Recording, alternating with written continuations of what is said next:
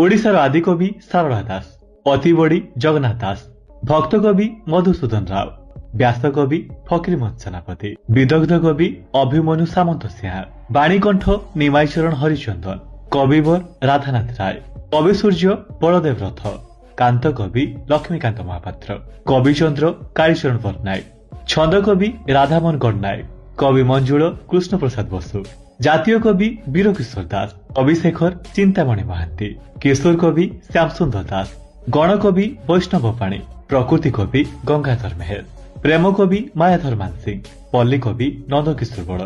उत्कलमणि गोपबंधु दास, उत्कल गौरव मधुसूदन दास, भूमिपुत्र विजु पट्टनायक, नाट्य भारती अश्विनी कुमार घोष, कलानिधि बाछानिधि शतपथी, उत्कल भारती कुंतला कुमारी सावत, उत्कल रत्न विश्वनाथ मिश्र, लोकरत्न कुंज बिहारी दास, उत्कल घंट जदुमणि महापात्र, कवि सम्राट उपेन्द्र भंज,